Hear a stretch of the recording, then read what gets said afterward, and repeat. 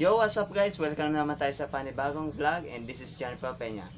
So for today's video po ay may i-share na naman po tayong vlog natin about dito sa ating trompa. Ito guys, yung ating horn trompa at gagawin natin itong tweeter. So yun guys, yung ating crown DU100. So ayaw focus sa camera. Yan. So medyo luma na kasi and UP na. So yan, pinaka oldest na trompa. Kahit UP na to, gumagana pa.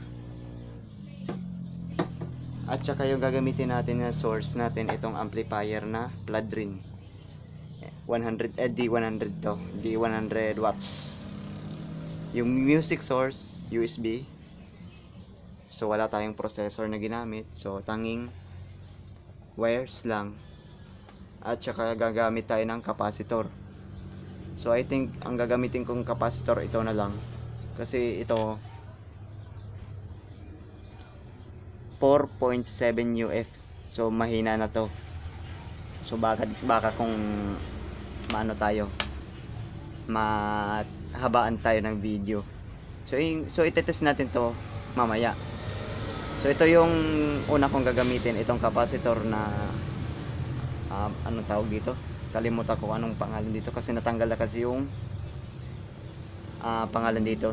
So pero 1.5 UF to na capacitor. So try natin dito. Itatry natin dito. So meron naman marking na positive wire. So ito yung ilalagay ko dyan. So una-una ilagay ko muna dito sa wire. So dito sa wire may mark na to. So kung nasaan yung negative at saka yung positive. So ito yung ating negative. Ay positive pala. So positive, yan may kulay blue. Kahit magkabaliktaran okay lang. Ilagay natin dito yung yan. Nailagay ko na yung wire niya papunta sa capacitor at saka yung output niya papunta na dito sa horn. So yan yung wire ay yung alambre. Kabit na natin dito. So pwede nyo naman ihinang to, pero sa akin hindi ko na siya ihinang kasi for testing only. So bakit nagano? Okay lang. Dito, ito yung negative wire. Isaksak natin dito. Isaksak natin or ikabit natin dito. Yan. So dito ilagay natin diyan. Pihit natin hanggang sa ano yan, hanggang sa may gasto. So ngayon ito na yung itsura. Yan. So ulitin natin, ito yung capacitor 1.5 UF, yung galing sa amplifier patungo sa capacitor papunta na sa output ng ating horn trompa. Yung negative direct lang papuntang amplifier to dito sa sa ating horn trompa. So yan, napakasimple lang. So yung wiring natin ayan dinugtong ko kasi maliksi kasi yung wire or maliit lang or yung hindi mahaba. So ngayon ito na yung ating amplifier. So hindi ko na siya i-skip yung ating video, dire-diretso na to. Kasi lang to, maiksi lang yung ating video natin. So ito yung ating plug natin. Tetest na natin siya. Saksak ko lang.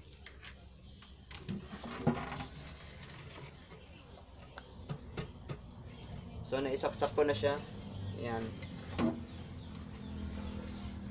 Yan pala yung lagayan ng trompa. Yan. papunta dito kasi yung isang trompa niyan match diyan, yung 200 watts nasa Manila. Kaya ito na lang yung pangsamantala kong ginagawa ko diyan sa ating trompa. So ngayon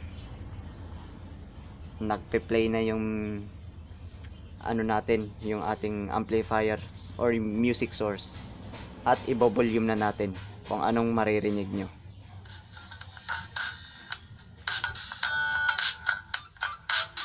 Yan. So napakalinis pa lang ng tunog, yan o.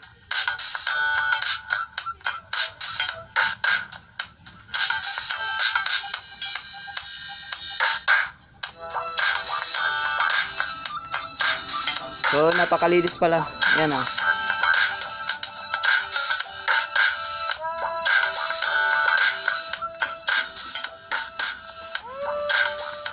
So hinain natin.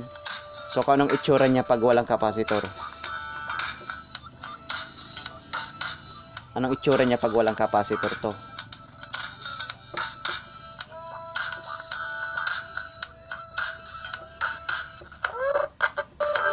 Yan.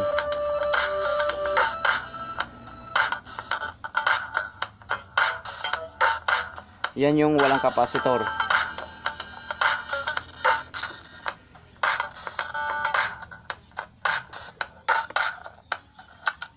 Ito yung may kapasitor.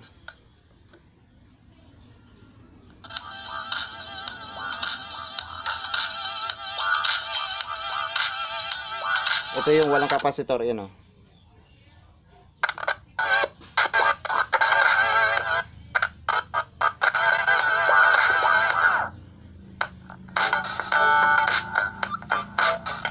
Ito yung may kapasitor. So yan, linis, diba? Kaya minsan ginagawa na lang nilang Twitter itong ganitong mga trompa. So ngayon itetesting natin ito, yung 4.7 UF. Testing natin to. Ano ba yung pagkakaiba? So sorry. So ito yung dulo. Yan, same naman yung tunog niya. Kaso mahina lang, oh. Yan, nakasagad na.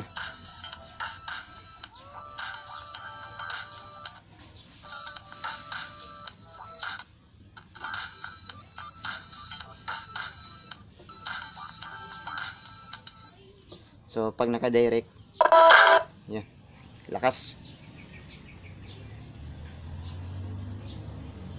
So dito, sulit lang ko dito.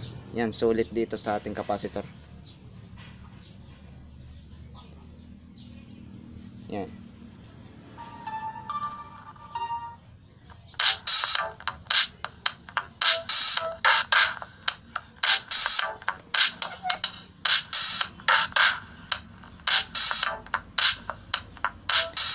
Okay, sulit na talaga yung tunog, oh.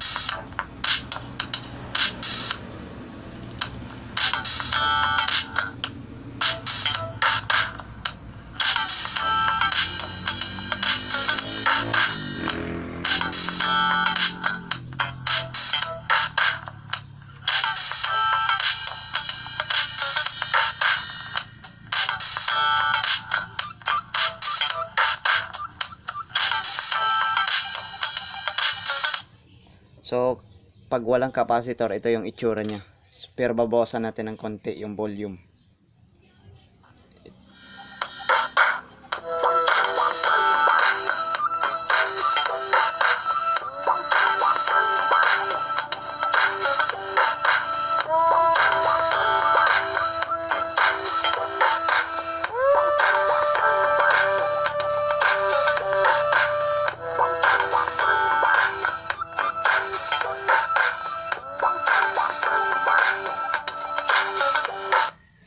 So pag may kapasitor,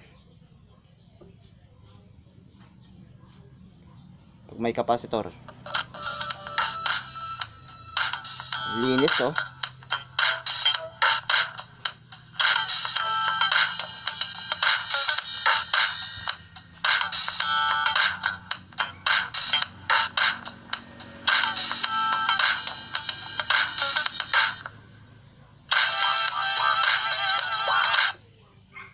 So inangin natin.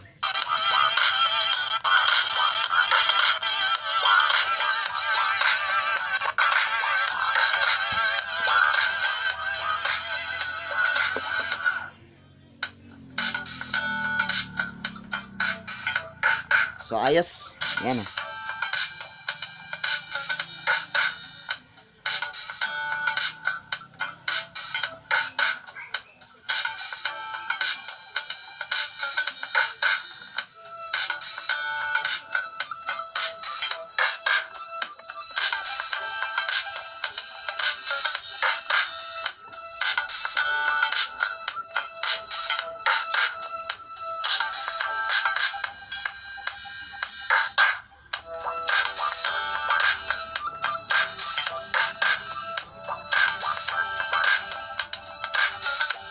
So hindi ito. Napakain na kasi nagtunog.